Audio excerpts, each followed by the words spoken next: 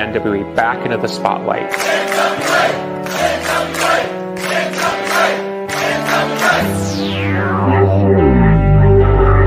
I was thinking that it might be a good idea if you and I formed an alliance.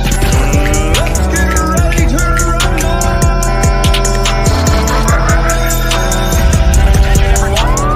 Welcome to the greatest wrestling program in the world. Ladies and gentlemen, can I please have your attention?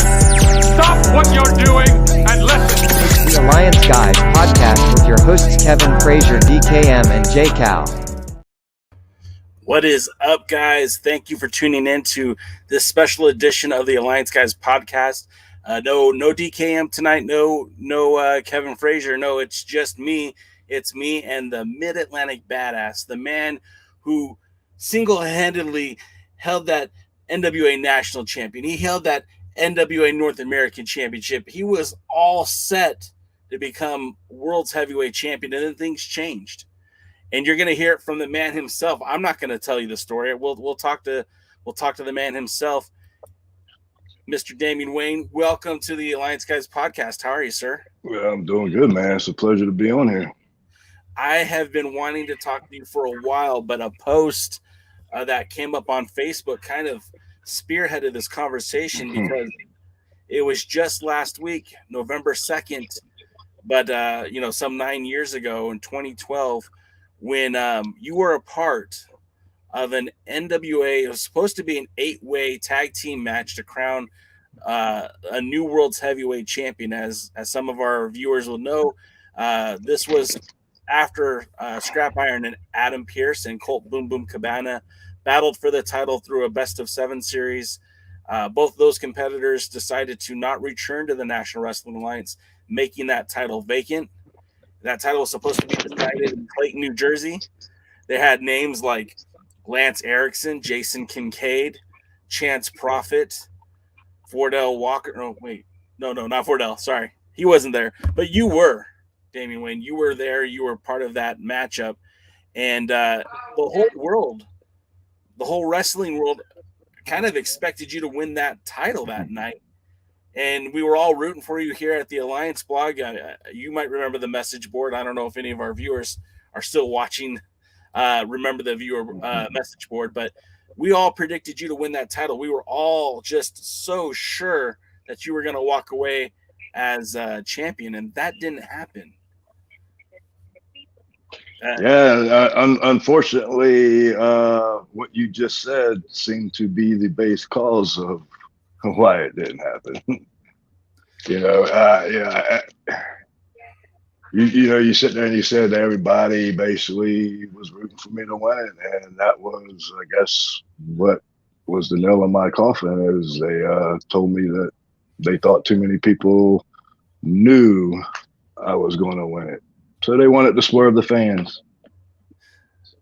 So all that time and all that effort and energy. I mean, when you talk about Damien Wayne, the wrestler who represented not only the Mid-Atlantic, you were wrestling out of NWA Virginia, you were making appearances for NWA DAWG, you were a former North American champion. You really did kind of embody that NWA spirit as a do-it-yourself type wrestler. Like I said, you were going everywhere. And they just decided to scrap that because they wanted to swerve the audience? Yeah, exactly. That was the excuse I got when I walked in the building. So then my two follow-up questions are this. Do you have any resentment towards Cahagas? Are you guys on No. He ain't. He was just put in the middle of it. No. Me and Paul are really, really, really good. That he had not one thing to do with it. And with that being said, like, was there ever a promise of an opportunity down the road? Or there was another promise after that. The promise was I was going to get it a couple of weeks later in Florida. And so they just kept Yeah. So they just kept dangling that carrot then. Yeah, dangling that, and then they, I'm pretty sure I was given the national title as a little compensation or whatever you want to call it, and I was fine with that. At that time, it felt like to me, I took that title and made it mean more than the world title at the moment. Yeah, well, I mean, there was a lot of, let's face it, at that time, there was a big shift in ownership for the NWA. So there was, management was different. You weren't dealing with, Bob Trowbridge anymore. You're dealing with Bruce Tharp, and a lot of things were changing at the time. We all watched the 7 Levels of Hate and saw the documentary where Pearce even said, like, hey, they had wanted me to drop the title to Wayne here. They wanted me to drop the title to Wayne here, and it just never came to fruition. Any hard feelings to Adam Pearce? Oh, no, nothing against him either.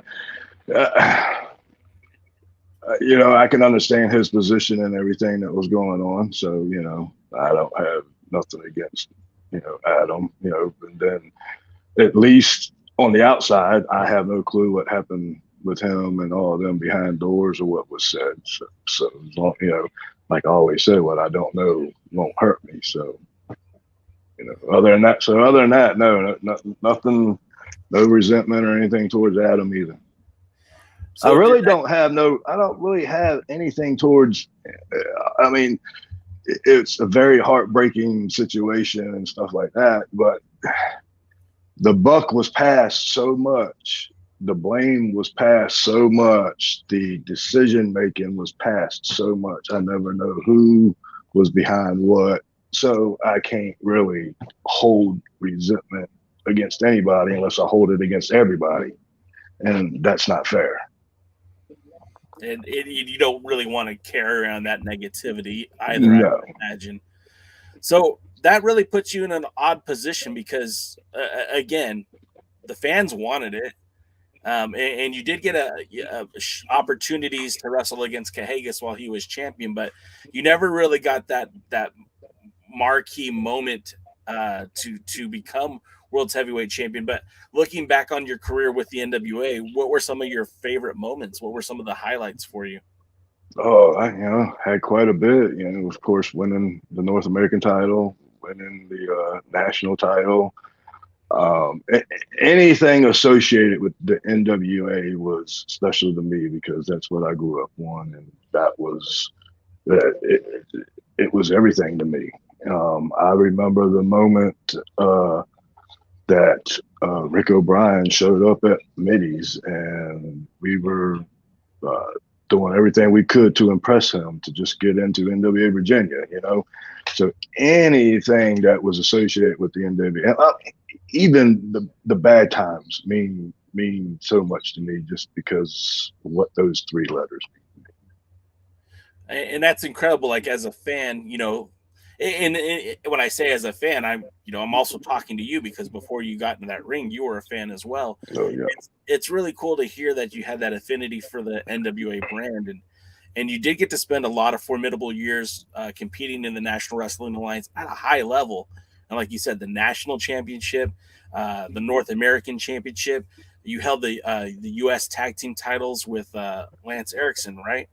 No, yes, yep. Those are Mid-Atlantic tag team titles. Oh, excuse me, the Mid-Atlantic tag team titles. Well, that and the U.S. We held the U.S. tag team titles also, cool. both of them. But yeah, that's a whole another thing I can go down with you with me and Lance and the world tag titles and that whole situation. Well, that's kind of what in the chat here on YouTube. That's kind of where they were going, and I did want to ask you about that too because again, you seem to be the master of making lemons out of or lemonade out of lemons, and it seems like the NWA handed you a lot of lemons because you were slated to team with Lance Erickson and get an opportunity to wrestle for the NWA World Tag Team titles.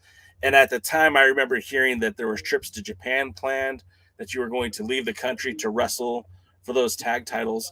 And then that didn't come to fruition. What can you tell us about that? Yeah, man, me and Lance got together and that was our goal, NWA World Tag Team titles.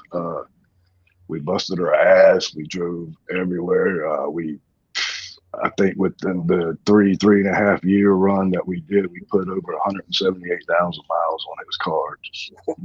We did everything we could to put our faces any and everywhere where it needed to be.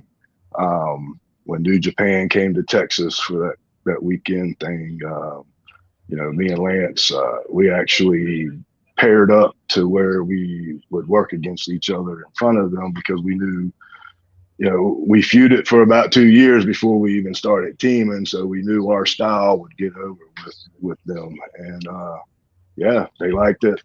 We were down.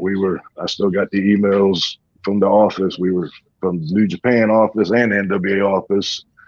We were booked to go over there and beat Tenzan and Kojima for the belts and bring them back. And this damn fool, man, for like 3 months, just kept putting it on, excuse after excuse after excuse, and he finally came out and said, "I can't get a passport." So all that just went right down the drain. So it's like I tell guys, man, I see guys get online and whine and complain and bitch about some little spot at some indie show, this and that. They're going to quit the business now. I said, man, I've had things happen to me that would make the normal wrestler cry and quit. And I said, I'm still going. You know, the passion's too damn strong to let stupid shit like that fucking, you know, kill it. So, wow. I mean, and that's the second heartbreak really with the NWA, and at least this one didn't come from the front office, but man, that's got to sting. Very much so, because I mean, that was like, I think that booking, I want to say was like October. So it was like a month or two before their big tag team climax tournament thing. And we would have been more than likely invited back to that, you know. So all the money lost, the money I would have made over there.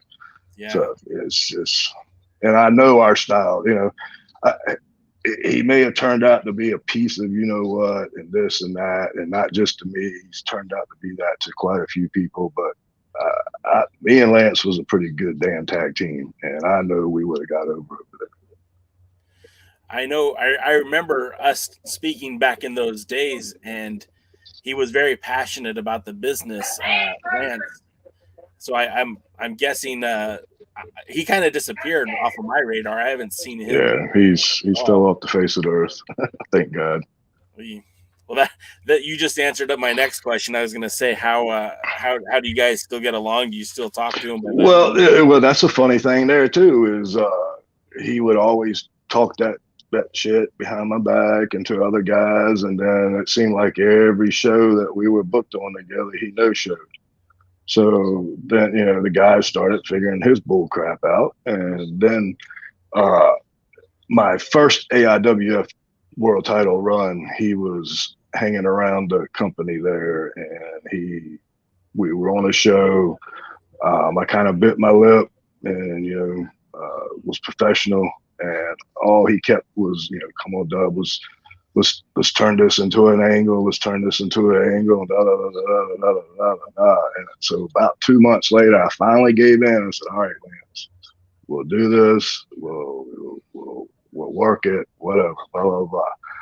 So the very first next show date that I want to say it was for down in AIWF Mid-Atlantic in North Carolina or something like that. But anyways, as soon as we're supposed to start this angle, guess what?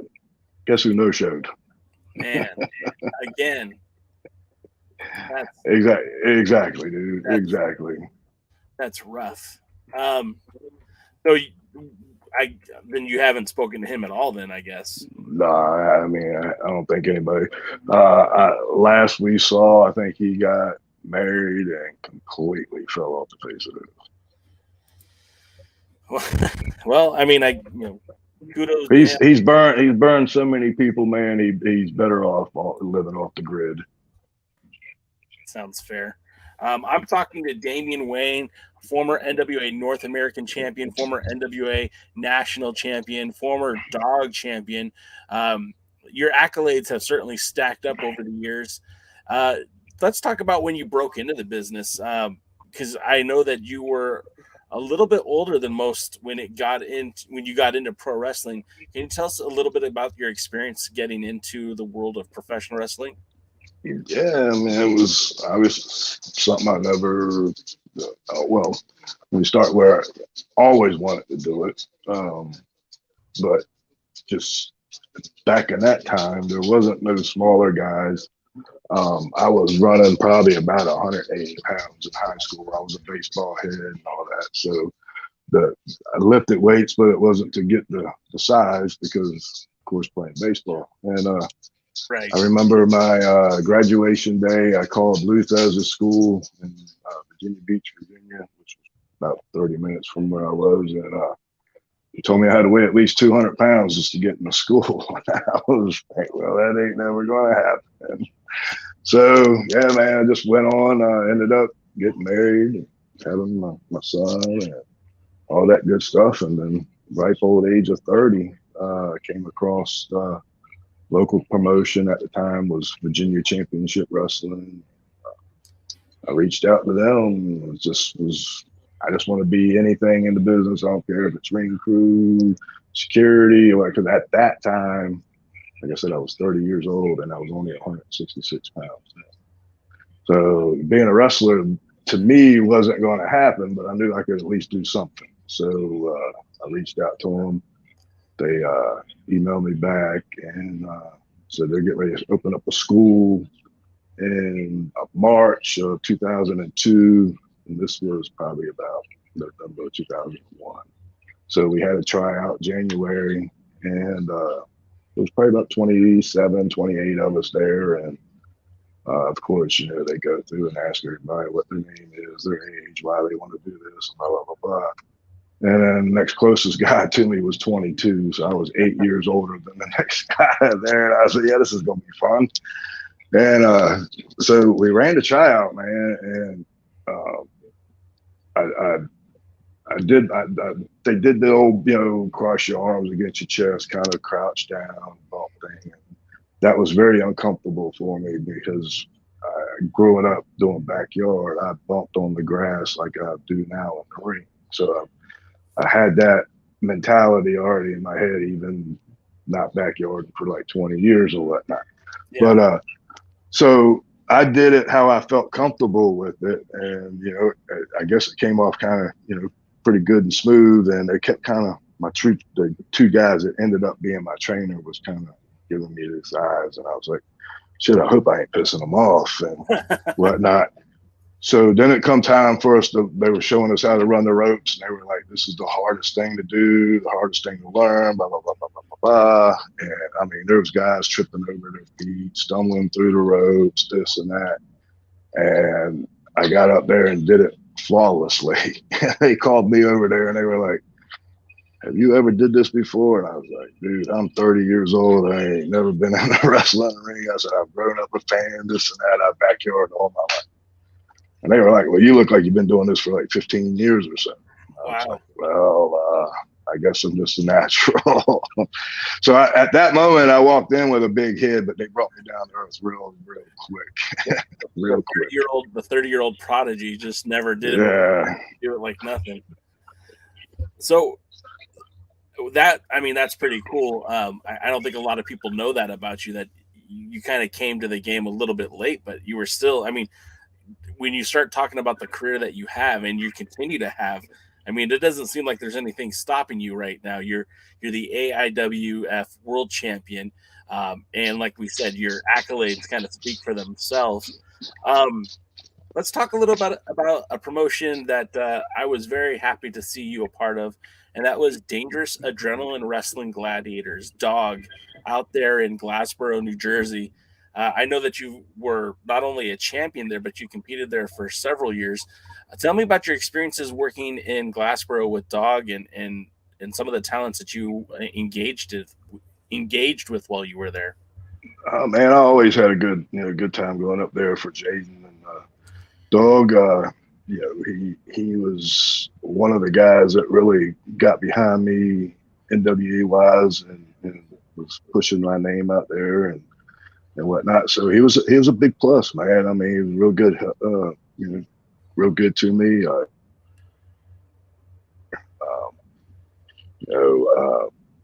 He's giving me Chance Prophet, Wardell Walker, Julio De Niro, guys like that. I definitely can't complain. So it was a good time. you know, obviously he helped get me bookings in other places, you know, defending that title. One time got me and Dirty Money booked in for Sheldon Goldberg and New England Championship Wrestling. Right. And, you know, so yeah, man, he's a really good guy, man. I owe a lot to dude. Do you still follow the promotion at all? Have you kept up with it at all? Yeah. You know, I mess around with him because, you know, a funny story. When I first broke into business, my training was probably about 6 months before we had our first pro match. And the last 4 months of my training, they put me with a guy named Big Time Mike Booth, and we broke in as a tag team called the Old School Empire.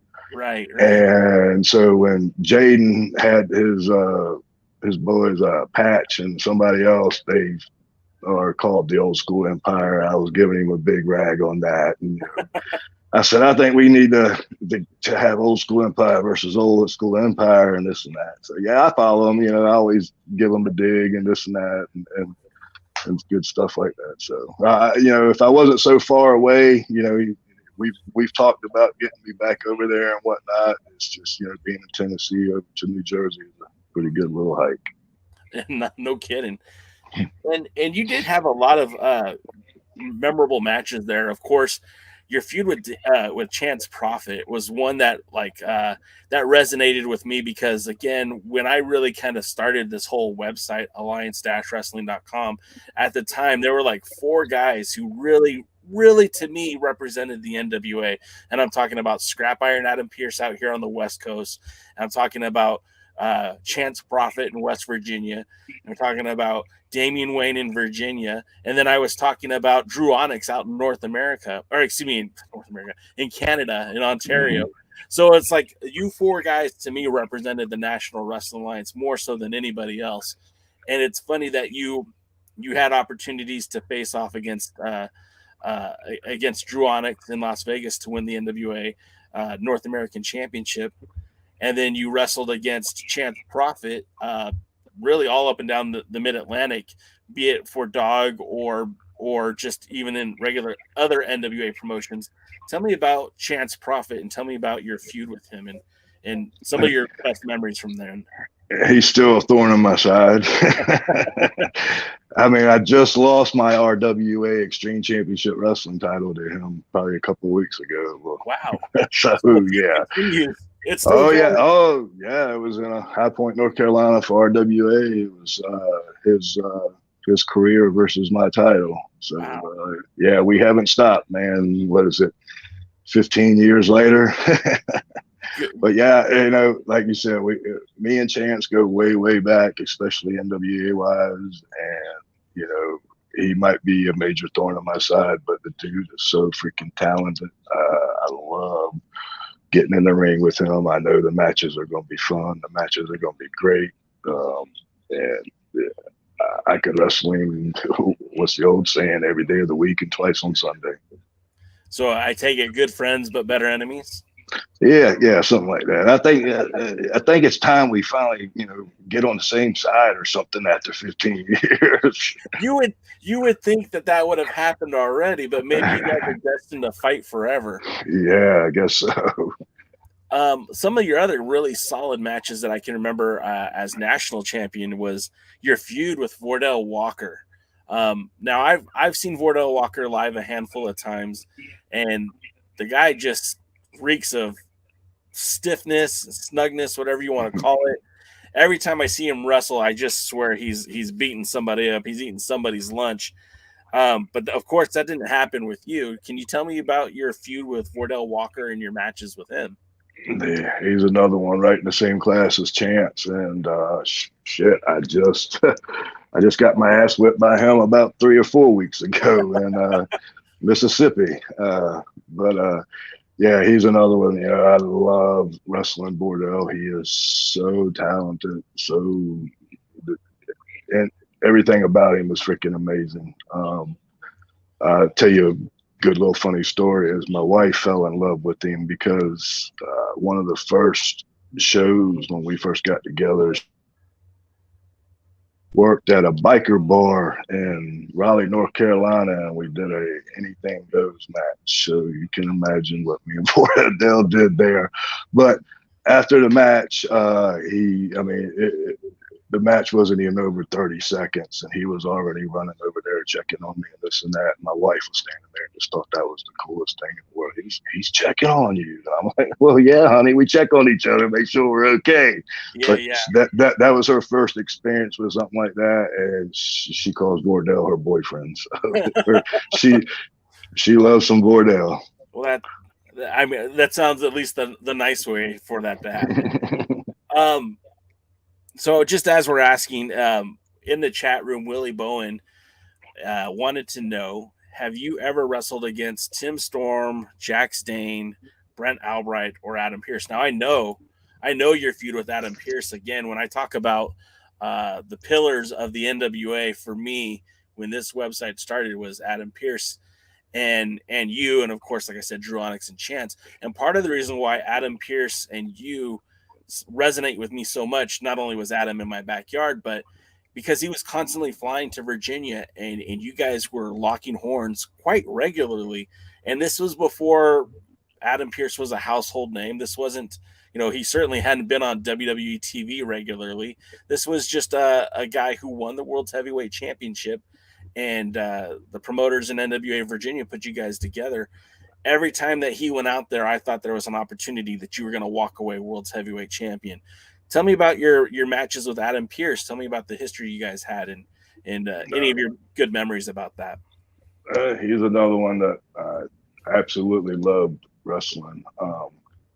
I can remember our first match. We probably went about 20 minutes.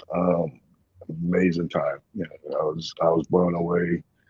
Because it was still kind of young in my career, and I remember our second match. We did the 60-minute draw with the Dusty finish, and that was so freaking amazing. Just to lay there and hear the crowd think I won the belt and whatnot, this and that. But we went 60 minutes, man, without talking.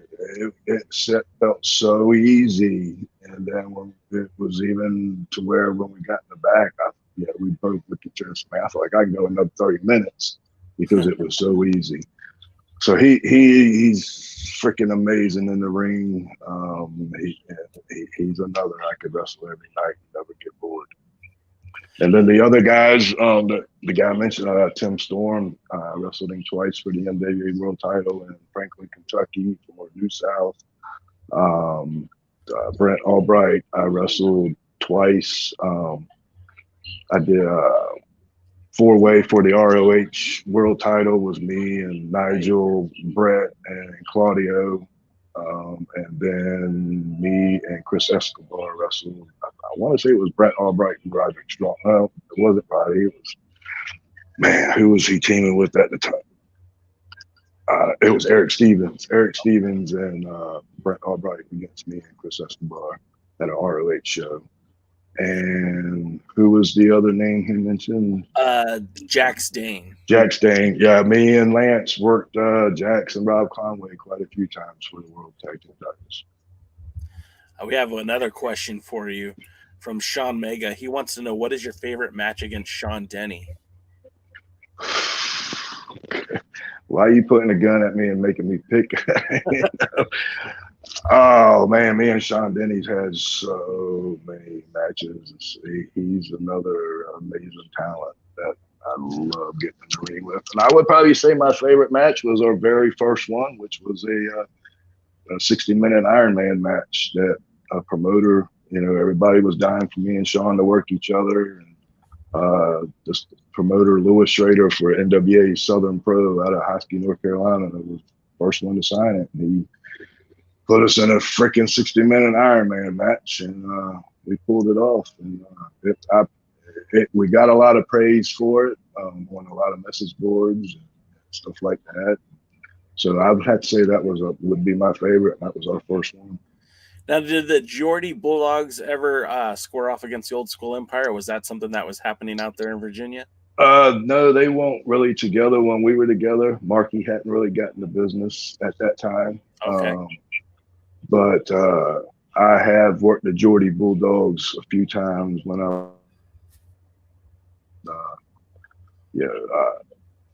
think that's the only person I teamed with against them is Rex. But yeah, Marky hadn't got the business yet. And then Kikuchi in the chat said, thoughts on Rex Sterling? That's my brother. You're talking about it. When you talk about true family that you get in this business, he's definitely one of them to me. And me and him have traveled all over and beat the daylights out of each other. Me and him was actually the two who broke I guess what you want to call the Mid-Atlantic barrier into Ring of Honor before Ring of Honor made it out of the North. Out of the North, me and Rex went to a Edison, New Jersey show, and we had our DVDs with us, and we were looking for Gabe all show, and never found him. And at the end of the show, we finally we just said, fuck it, let's give it to somebody that's associated and maybe something happened. So we gave it to some dude on the ring crew, and obviously he gave it to Gabe because 6 months later, me and Rex got the call, and we did quite a few Ring of Honor stuff, and he told us that there wasn't really a spot yet there in Ring of Honor, but he'd love to have us at FIP on a regular basis. So that started me and Rex's career in FIP and Ring of Honor stuff here and there. And it was funny because me and Rex was just talking earlier today, to be a matter of fact, because he sent me a video of somebody listening to Suicide Messiah for the first time and was flipping out. And I said, dude, do you know the second time I ever used that song was against you at Ring of Honor's Philly's Do or Die show? He was like, yeah, man. He was like, I just remember standing in the ring and the lights were down and I was air guitaring it. And I was like, I'm glad nobody can see me doing this. So yeah, good times with Rex, man. Well, that's awesome. The questions in the chatter, I think they want to do the interview themselves, but now they want to know what your thoughts are on Scotty Blaze. Oh, he's another one that got my ass handed to quite a few times. Good story on him is I got two good stories with him. He's the reason I chop. So any and everybody that hates me chopping them can blame Scotty Blaze. I got in the feud with him and I had a good punch. So I was like, why do I need to chop if I got a good punch? So I get in there with him, and of course he's the chop master and he's chopping my ass all over the freaking place. And I said, well, I'm getting tired of this. I'm gonna start chopping his ass back. So that's where Damian Wayne's chops came from. It was good old Scotty Blaze. And then I remember coming to a show and it was me and him, and I told him, Scotty, I usually don't bitch or complain about anything. I said, but I got sunburned really bad on my back. So just no turkeys tonight. No turkeys. He was like, all right, I got you, buddy. I got you. I know where this is going. So next thing I know, I'm getting chopped in the forehead and I got a handprint on my forehead from that fool. So yeah, good times with Scotty too, man. He's another one that I'd love to get in the ring with. I mean, it's funny because like a lot of these guys were early in your careers, but I mean, your career, like I said, you haven't slowed down at all. You're still wrestling. You just said you're wrestling Champs Profit a couple of weeks ago, and a couple of weeks ago you were in the ring with Wardell Walker. It just it's amazing to me that the longevity you've had in your career, you've been able to avoid serious injury, and literally, I mean, we're talking. I think we came into knowing each other back in 2008, 2009. I think you had jumped on a few of the early editions of this podcast, and we were talking back then about the NWA and what it meant to you. And here we are in 2021, and this man is still out there competing on a high level, defending that AIWF championship all over the United States. I mean, I think that's really awesome, and it says a lot about not only your work ethic, but your ability to do this without really being ever getting really seriously injured. What has been your worst injury in pro wrestling?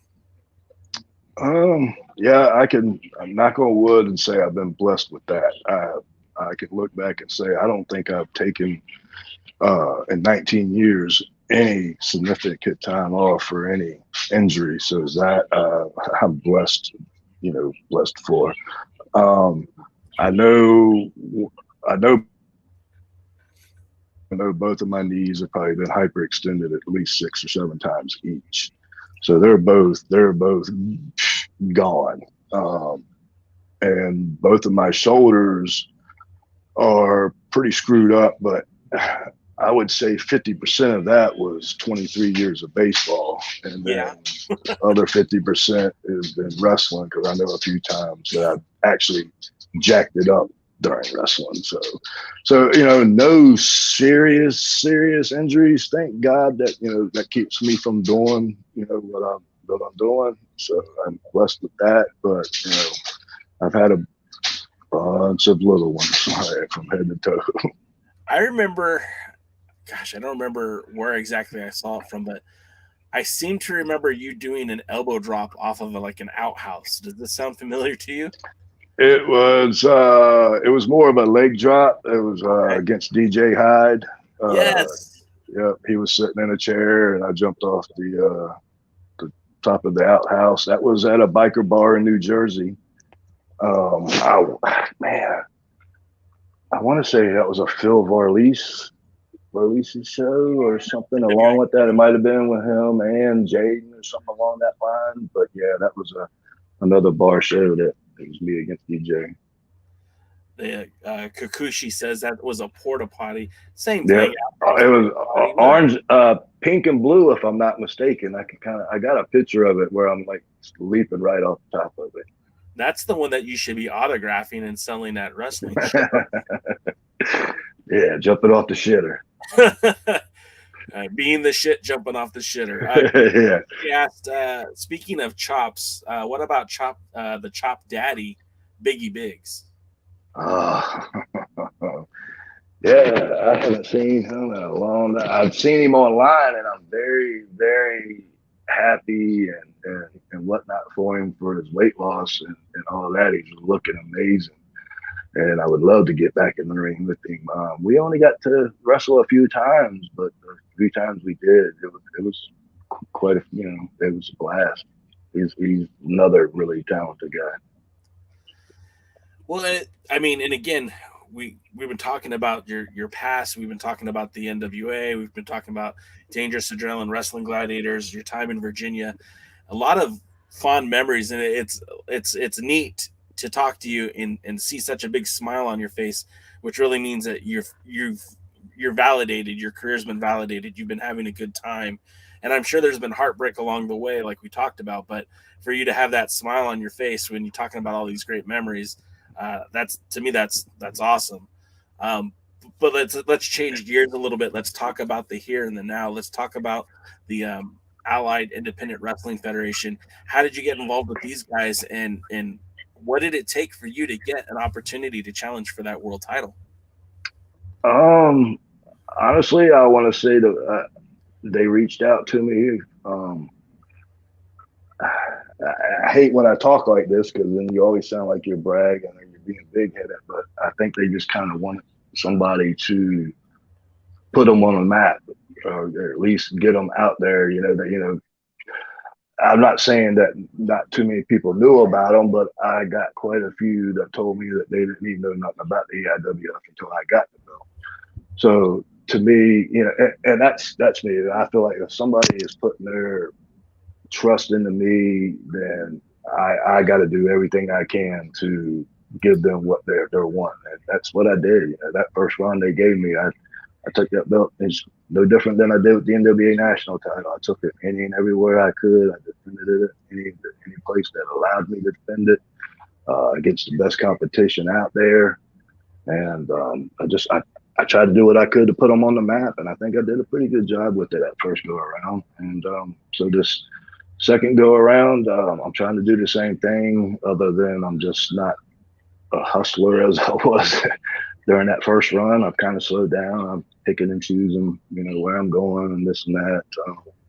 Life is catching up pretty quick when you're about to turn 50. So, Not only that, but you had to deal with the global pandemic too. That really kind of put a pause on a lot of wrestling too. So yeah, that did that. But I love the AIWF. It's given me a lot of great opportunities. It's allowed me to go places like I'm getting ready to head to Detroit, Michigan for my first time being in Detroit next Saturday. Isn't it kind of incredible for you to like? It's incredible for me to hear in any ways that out of all the places you've been, where you've taken the DAWG title or the national championship, and you've toured around with these titles, and you've never been to Michigan before for a title match. And that's I've been to Michigan, just not Detroit. Okay, Detroit, fair enough. Yeah. I haven't been to Detroit, and so I'm pretty stoked about that. And that's coming up this weekend at Metro Pro, right? Yep, it'll be this weekend against Amazing Nate Matson. So I'm looking forward to that. I know Nate from being around him a few times up in Ohio and that area, and he's another hell of a talent that I'm looking forward to. And then it's a week later, you're going to be in Alabama defending that title against Blaine Evans, right? Yep, against Blaine Evans. He's the Fearless Championship Wrestling Heavyweight Champion. I know he's got a little hardcore death match background to him, so looks like I just might have to pull out the jeans and the good old school, street fight gimmick and tape up them fists and have some fun. Taking it back to the old school Empire days. There you go.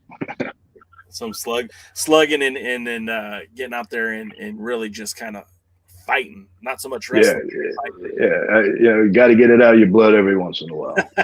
Was that how you do it? By getting in a death match, you just literally drain the blood out?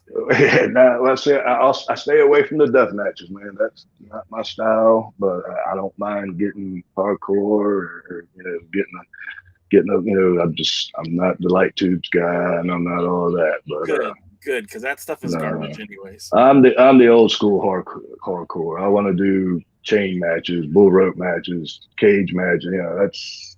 You want to get hardcore, let's go old school hardcore and see how bad you are.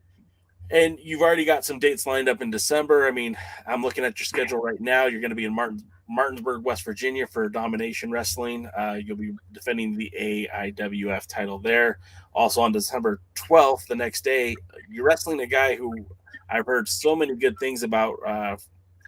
Ring of Honor's O'Shea Edwards. He recently appeared for Dangerous Adrenaline Wrestling Gladiators. Definitely looking forward to that. That guy, it looks like a beast, and I have full faith in you. But that man is a beast, and I that's a match that I'm going to be trying to see if I can find it online. And then you're in Panama Beach, Florida, on December the 18th. I mean, who doesn't want to wrestle in Florida in the wintertime? Exactly. That's my old buddy of mine, Adrian Whisper, who trained with us when I first broke in, and me and him had probably a 2.5, 3 year feud. Again, every freaking match possible, and he's a guy that could literally out wrestle probably 98.7% of the indie anybody. I'll put him against anybody, but he was just all about the hardcore. So I had to keep him under wraps. But anyways, he's starting his promotion XIW back up, but this time down in Florida. And he reached out to me and was like, of course I want you on the roster. And I was like, well, when's your first show? And he said December 18th. And I said, well, what better way to spend my 50th birthday than in Florida and wrestling? Oh, so, wow. Well, December 18th is my 50th birthday. So, not better way to spend with old school family and wrestling and then Florida warm weather. Heck yeah. That sounds like a great way to celebrate a 50th birthday. I'm agreeing with you on that one. So let me pick your brain, because we have some time left, but you had mentioned earlier Ring of Honor and FIP, and I know how important those were to your career and how they helped establish you early on. With the news breaking that Ring of Honor is suspending all operations, going on hiatus, releasing people out of their contract, there's going to be a deluge of independent wrestling talent available. you think this is good for the business? Do you think it's bad for the business, or are you indifferent? I honestly wouldn't say at this time that it's bad because there's so many other places to work now. Yeah. Maybe a few years ago it might be bad because there wasn't as many places. Right. So at least for the guys that it's happening to now, they should, put it that way, should have other opportunities, like knocking at their, at least that part is a positive. You know, I don't want to see anybody lose their job or anything like that. I don't care how much I hate somebody or something like that. You don't want to see them lose their job or get hurt or anything like that. But Sure. so I just, you know, the best of luck to all them talented guys that got released, man. It's just, but I'm sure the majority of them are going to land on their feet, no problem. Well, when you see those names released, are there names out there that pop your attention? You're like, you know, I think I could have a really good match with that guy, or I'd really like to step in the ring with that guy. Oh yeah, right off the bat, Jay Lethal. Jay Lethal is one of my bucket lists. It's funny, I had a bucket list about 6 or 7 years ago. I wrote a bucket list online, and it was Jay Lethal, Austin Aries, and Chase Stevens. And at that time, I hadn't worked Chase Stevens, and now from that moment to now, I've probably worked him 150 times. And then he lives like 10 minutes down the road from me. But I've never got to work Austin Aries, and I haven't got to work Jay Lethal yet. So those two names are still my top two bucket list. I mean, I wouldn't have even thought about Jay Lethal, but now that I'm thinking about it, that match has to happen. If anyone out there can make that match happen, I got 20 on it. I'm in. I'll buy that pay-per-view because that sounds like a great match. Jay's definitely one, and Shane Taylor. You know, I think me and Shane Taylor could have a slug knockout brawl. We were talking about Shane Taylor and Shane Taylor Promotions earlier. That dude, I think he gets it. I think big things are on the horizon for that guy, 100%. What's next for you, Damian Wayne? I mean, you've now held the AIWF World Championship 2 times. You're an NWA National Champion. You've held that DAWG Heavyweight Championship. You've really held a lot more championships than that, but I mean, those are just, you know, the top of the surface. NWA North American Champion. I mean, what's next for you? Where are you setting your focus at going forward? Honestly, I guess I'm just concentrating right now on the AIWF World Championship. And other than that, man, I'm just having fun. I enjoy going to new promotions and I try to tell, you know, yeah, I love getting in there with the top talent. I love getting in there with the Wardells and the Chances and all that. But I'm also the vet that likes to get in the ring with the young guy and help them. So I try to, especially a lot of new promoters that try to book me out. The first thing I tell them is, if you got a young guy that you're wanting to help get over, or you think he's just right there, just needs that little boost, I want to be the guy to help him out, because I can get in the ring, I can work them and help them while I'm in the ring, because me personally, I'm the last one I'm thinking about when I'm in the ring. So that's where I'm at now. I have fun doing that. I enjoy doing that.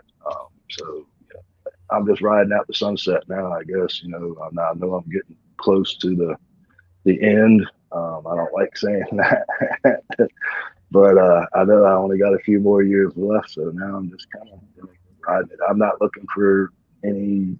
I mean, if the opportunities come, granted, I'm going to jump on them. I'm not stupid, but I'm not hustling to get opportunities. I just want to enjoy it, have fun, help other guys. You know, the more guys I can help and make this business better, then it's better for every one of us. That's awesome. That's all you can do. I mean, to give back to the industry, I think this is perfect. And when you said that, when you were talking about that young man who needs an opportunity to take that next step, that's just right about there. One guy I thought about who is already a champion in his own right, and I'm talking about Ray Jazz from Dangerous Adrenaline Wrestling Gladiators. I'm not a matchmaker. I'm not here to try to stir the pot or anything, but I think I would love to see you back in Glassboro, New Jersey, at least one more time and wrestling that young man. And I think maybe you could help him get to that next level. Just me saying it. I would love to get back there. So, hey, Jaden, I know you're listening. Get Dr. Lawrence Zirconium on the phone. Let's move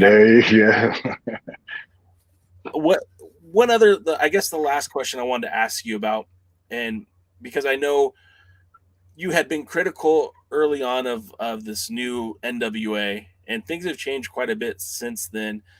This is an NWA podcast, so I'd be remiss if I didn't get your opinion on the direction that the NWA has taken, with its NWA power, the long reign of Nick Aldis as world's heavyweight champion, now Trevor Murdoch. I mean, that title and that legacy is synonymous with guys like you and Chance Prophet, basically all the names we mentioned earlier. Tell me what your thoughts are on the current version of the NWA. Do you watch it? Do you like it? Do you dislike it? I don't. I can't sit here and say I've watched the show from start to end. I've watched bits and pieces, but I'm like that about every wrestling today. It's hard for me to watch. I pick certain guys that I want to watch. But as for the NWA, I'm happy for them. I'm glad they're on. It's out there in the national audience again. It sucks that I can't be a part. Or I can't say I can't be a part, but I'm not a part of it. Few reasons from the beginning is me and Dave Lagana butted heads. Me and Dave Marquez butted heads. Stupid crap. But neither one of them's with them anymore. But there's every guy there I've probably had some kind of dealings with, so I'm happy for all of them. I ain't got nothing against nobody there. I'm very, very happy for Trevor. Man, I love that dude to death. I got to meet him and work him with one of my WWE gimmicks when him and Lance Cade were teaming together. Okay. And he helped me out a lot that night just from that one match. So I love Trevor, and I've gotten to know him over the years. So very happy for him. Nick Aldis did a great job. Can't say nothing bad about Nick and what he did with the belt. So yeah, I'm very happy for all of them. I love all them guys. I know Thomas Brahm. He lives not too far from me. And Camille. So I'm very happy for a lot of them guys. Punky, Jeremiah Punky, I know Punky really well. Yeah. Stuff like that. So very happy for all them guys, man. So then I guess my co-host for this podcast is DKM and Kevin Frazier, the modern day hero. And one thing that he always loves to say about the NWA is that his legacy is directly tied to the NWA. So he wants to see it succeed because that means his name is attached to that promotion. Because, I mean, let's be honest, 73 years, lots of champions have come and gone, but, there's some names that are synonymous with the NWA. And as far as I'm concerned, Damian Wayne is one of those names that will always be linked to the National Wrestling Alliance through the tag teams, through the national title, through the North American title, for all the work that you did in NWA Virginia, the work that you did with NWA DAWG. I mean, I do tip my hat to you and give you your flowers right now because I think that you helped keep the legacy of the National Wrestling Alliance relative and important in a time where it wasn't. And I think that's really awesome. And so for me, for selfish reasons, I would love to see you at some point have an opportunity to wrestle in an NWA ring. And I don't care if it's against George South. I don't care if it's against Colby Carino. And I don't care if it's against Trevor Murdoch, although I would really like to see you wrestle against Trevor Murdoch. I just, again, want to say thank you so much for your time today. Thank you for what you did for the NWA in the past. And thank you for what you're doing for independent wrestling today. Man, thank you. It's my pleasure. And I always thank guys like you for giving guys like us a place to get ourselves over, put the business over, and y'all do a great job on that too. But so, many thanks from us wrestlers to people like you. So definitely, yeah. Well, I appreciate that. Thank you. Now, before we end this conversation, I want you to put out all the cheap plugs. How can they follow you on social media? How can they follow you? Where can they buy your merchandise? I put the link in the comments, but if you want to give it out or anything else, please, this is your opportunity. Yeah, I mainly just do everything on Facebook. So you can follow me on Facebook and find out where I'm going to be at. And probably find out more about my dogs than my wrestling show. They're my world. But anyways, yeah, definitely that. I got some merch at prowrestlingentertainment.com/Damian Wayne. Got about 5 different t-shirts up there that you can grab. Or you can reach out to me, and I got different kind of t-shirts. I got coffee mugs, travel mugs, and all that good stuff with Damian Wayne. So yeah, just basically just hit me up on Facebook. That's where I'm at. You know, there's going to be a point in time next year where I'm in New Jersey, and I'm just hoping that maybe you might be there too. So if the opportunity arises, I'd be more than happy to shake your hand and buy you a pop, because definitely we'll definitely look forward to that. And that's going to do it for us, guys. Thank you so much for tuning in, and we'll be here on Thursday to talk NWA Power. But until then, we'll see you guys at the matches.